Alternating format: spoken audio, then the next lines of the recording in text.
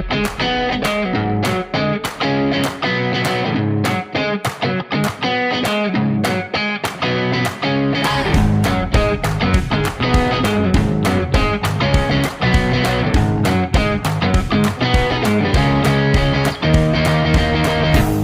pembunuhan gadis penjual gorengan Nia Kurniasari di Padang Pariaman, Sumatera. Tersangka utama pelaku pembunuhan sadis gadis penjual gorengan dikabarkan telah ditangkap pihak kepolisian.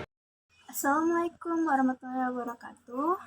Perkenalkan, saya Darat Susna Busaniatmaja dengan NPM 22200151617. Kali ini saya akan mempresentasikan hasil dari artikel yang saya tulis sendiri untuk memenuhi tugas analisis wacana, yaitu dengan judul analisis wacana Fandik pada teks berita online kasus pembunuhan dan pemerkosaan pada penjual gorengan di Sumbar.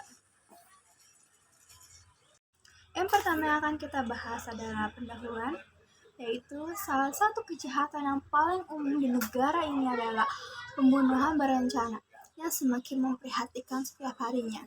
Beberapa pelaku menggunakan teknik yang baru dan sangat sadis untuk melakukan pembunuhan yang dapat mengelabui aparat kepolisian dan masyarakat sekitarnya, agar mereka tidak tahu apa yang dilakukan oleh penjahat tersebut. Dan dibutuhkan keahlian penyidik yang baik untuk mencegah modus kejahatan yang terjadi. Menurut pasal 338 Kitab Undang-Undang Hukum Pidana KUHP, Indonesia mengatur pembunuhan. Pasal ini berbunyi sebagai berikut. Barang siapa dengan sengaja menghilangkan nyawa orang lain dipidana karena pembunuhan dengan pidana penjara paling lama 15 tahun. Namun pasal 340 KUHP mengatur pembunuhan berencana, yakni yang berbunyi, barang siapa dengan sengaja dan dengan rencana lebih dahulu merampas nyawa orang lain diancam karena pembunuhan dengan rencana dengan pidana mati atau dipenjara seumur hidup atau selama waktu tertentu paling lama 20 tahun. Yang kedua adalah latar belakang. Penelitian ini tentang analisis wacana kritis pada berita online yang membahas kasus pembunuhan dan pemerkosaan seorang perempuan penjual gorengan di Sumatera Barat bernama Nia Kurniasari. Penelitian ini menggunakan pendekatan teori analisis wacana kritis Thornton of Fandik yang menyoroti 3 dimensi utama wacana, teks, koneksi sosial, dan konteks sosial. Fokusnya adalah pada struktur teks berita yang meliputi aspek makro, yaitu tema besar dan makna global, lalu superstruktur, yaitu kerangka atau skema dari berita tersebut, dan mikro yang merupakan elemen spesifik seperti pilihan kata, sintaksis, dan semantik. Lalu metodologi yang saya gunakan yaitu metode penelitian yang digunakan adalah penelitian deskriptif kualitatif dengan pendekatan analisis wacana. Lalu teknik pengumpulan data dilakukan dengan cara observasi dengan memanfaatkan surat kabar, buku, dan artikel yang terkait. Selanjutnya adalah langkah penelitian. Analisis berfokus pada superstruktur, yaitu kerangka atau susunan berita mulai dari judul, pengantar, isi, hingga penutup. Setelah itu dilakukan analisis mikro untuk menilai elemen-elemen kecil dalam teks seperti sintaksis, semantik, dan pilihan kata yang digunakan. Peneliti juga mengaitkan hasil analisis teks dengan kognisi sosial, yakni nilai-nilai dan pandangan masyarakat, serta konteks sosial yang melatar belakangi pemberitaan tersebut. Proses ini bertujuan untuk memahami bagaimana teks berita dibentuk, bagaimana narasi disusun, dan dampaknya terhadap persepsi pembaca. Oke, kita masuk ke pembahasan. Pembahasan pertama adalah dari data pertama, yaitu struktur teks dalam berita oleh BBC News dengan judul Pembunuhan dan Pemerkosaan Perempuan Penjual Gorengan di Sumbar tidak dimaafkan, kami harap pelaku dihukum seberat-beratnya. Yang pertama adalah struktur makro. Tema dari teks online BBC yang penulis gunakan adalah kasus pembunuhan dan pemerkosaan pada penjual gorengan Nia Kurniasari, dilakukan oleh seorang pria yang bernama Indra. Dari teks tersebut menceritakan tentang kronologi kasus tersebut, bagaimana polisi menangkap pelaku tersebut, pesan terakhir korban, dan tanggapan dari orang tua korban. Yang kedua adalah superstruktur. Judul berita online tersebut adalah Pembunuhan dan Pemerkosaan Perempuan Penjual Gorengan di Sumbar. Tidak dimaafkan, kami harap pelaku dihukum seberat-beratnya.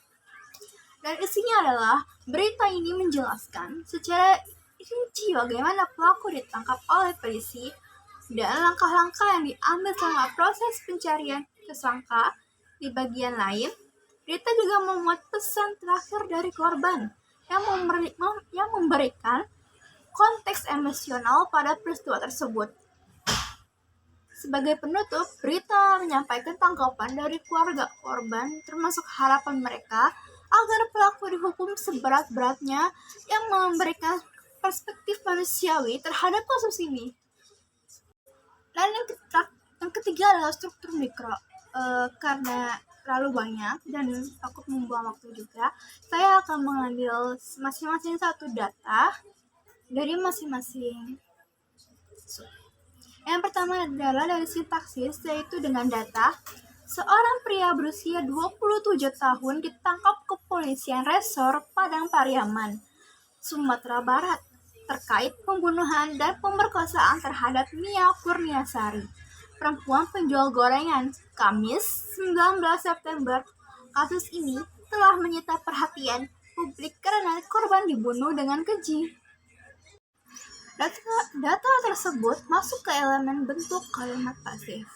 Penjelasannya adalah kalimat tersebut merupakan kalimat pasif, di mana subjeknya itu seorang pria berusia 27 tahun dikenai tindakan ditangkap. Kata kerja ditangkap menggunakan awalan di yang menandakan bentuk pasif. Dalam hal ini, pelaku tindakan yaitu kepolisian resor Padang Pariaman disebutkan sebagai keterangan tambahan setelah kata kerja. Penggunaan bentuk pasif dalam kalimat ini bertujuan untuk menempatkan fokus pada subjek yang dikenai tindakan, yaitu pria yang ditangkap. Dalam konteks pemberitaan, bentuk pasif seperti ini sering digunakan untuk memberikan penekanan pada kejadian atau objek tindakan yang menjadi inti informasi, yaitu penangkapan seorang terkait kasus pembunuhan dan pemerkosaan. Selain itu, gaya pasif membentuk kesan formal dan menjaga nada netral dalam penyampaian berita. Yang penting untuk mendukung objektivitas. Struktur mikro yang kedua adalah semantik. Dan data yang saya ambil adalah sebagai berikut. Sehari kemudian, pada Minggu 8 September, warga menemukan sebuah tempat yang dicurigai di perkebunan, kata Eli. Dalam semantik, elemen yang masuk ke data tersebut adalah latar. Dengan penjelasannya, yaitu frasa sehari kemudian pada Minggu 8 September yang memberikan penanda yang jelas mengenai kapan peristiwa tersebut terjadi. Subjek kalimat adalah warga yang bertindak sebagai pelaku tindakan dalam kalimat, sementara objeknya adalah sebuah tempat yang dicurigai di perkebunan warga yang menunjukkan lokasi dan situasi yang ditemukan. Lalu struktur mikro yang ketiga adalah stilistika. Stilistika adalah tentang gaya bahasa. Dan dalam berita online dari BBC ini, gaya bahasa yang digunakan menekankan aspek tragis, kejam, dan menyedihkan dari peristiwa tersebut dengan menggambarkan korban sebagai sosok yang gigih, peduli terhadap keluarga, dan berjuang keras untuk kehidupan yang lebih baik. Dan yang keempat dan yang terakhir dalam elemen struktur mikro adalah retorika. Retorika pada berita online ini terletak pada cara teks yang membangun emosi pembaca, memengaruhi opini, dan menciptakan simpati mendalam terhadap korban. Pembahasan yang kedua dari data kedua yaitu struktur teks dalam berita online detik.com dengan judul "Terungkap Penyebab Nia Penjual Gorengan Tewas Dihabisi oleh Indra".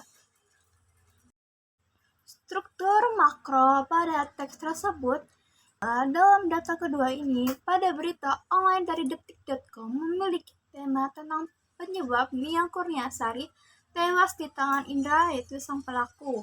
Dari teks berita tersebut dijelaskan bagaimana Nia bisa tewas dengan melakukan rekonstruksi kejadian dengan 70 adegan yang direka ulang oleh sang pelaku di depan polisi dan warga setempat yang menyaksikan adegan keji tersebut.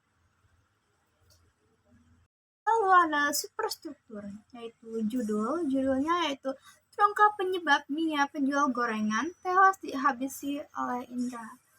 Lalu yang kedua ada isinya yaitu dalam rekonstruksi yang dilakukan tersangka, diketahui bahwa tersangka menghabisi nyawa korban dengan mengikat leher korban menggunakan tali rafia.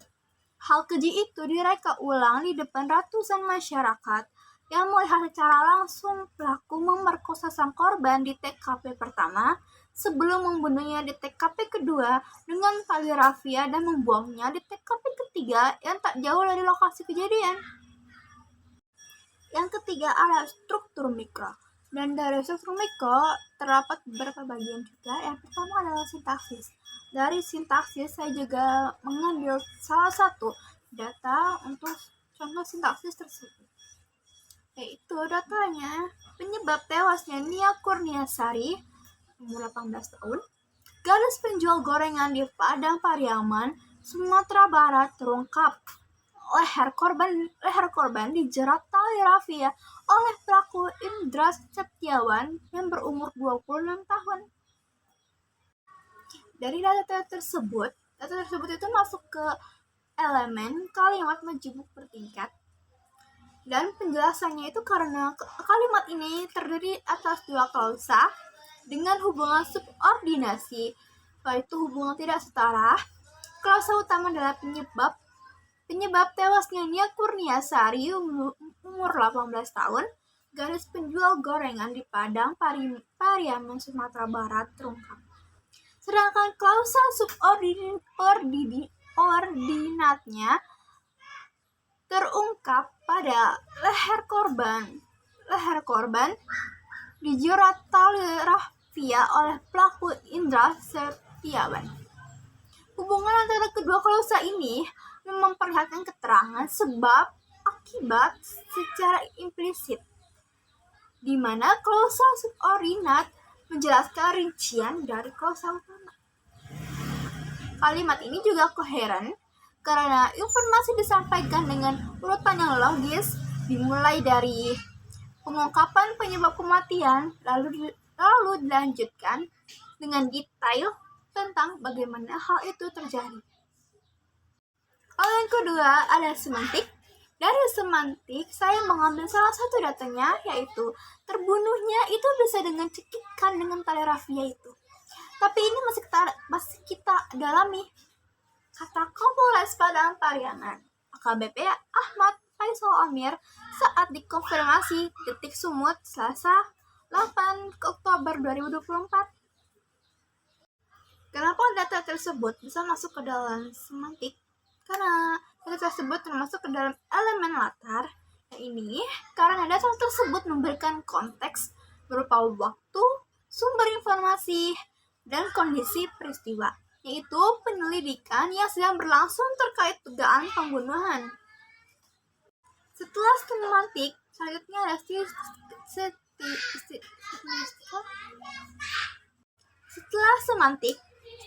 ada stilistika. Stilistika pada tersebut memiliki gaya penulisan berita kriminal yang umum, yaitu langsung dan ringkas.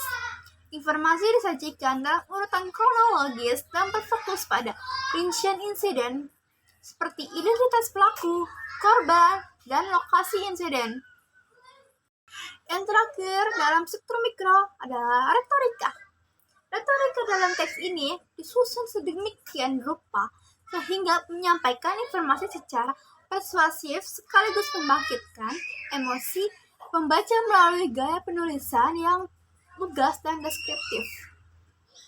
Setelah menganalisis seluruh teks tersebut, saya mendapati bahwa koneksi sosial pada kedua teks tersebut, yaitu koneksi sosial yang tercermin dalam empati yang mendalam terhadap korban dan keluarganya, serta kemarahan yang diarahkan kepada pelaku. Masyarakat melihat tindakan ini sebagai bentuk pelanggaran moral dan kemanusiaan yang tidak dapat diterima, memicu desakan untuk keadilan yang tegas. Lalu konteks sosial dari dua berita tersebut adalah tragedi ini terjadi dalam konteks sosial yang diwarnai ini oleh ketimpangan ekonomi dan lemahnya sistem perlindungan terhadap perempuan. Kasus ini menjadi pemicu diskusi lebih luas tentang pentingnya penegakan hukum yang tegas, pendidikan nilai-nilai moral sejak dini, dan perlindungan yang lebih baik bagi perempuan, khususnya yang bekerja di ruang publik. Berikut adalah sumber data yang saya ambil dari dua berita tersebut dari BBC News dan detik.com. Sekian presentasi dari saya. Mohon maaf jika ada kesalahan dalam diri saya atau dalam perkataan saya saat melakukan presentasi ini. Demikian presentasi dari saya. Terima kasih untuk semuanya. Assalamualaikum warahmatullahi wabarakatuh. Terima kasih.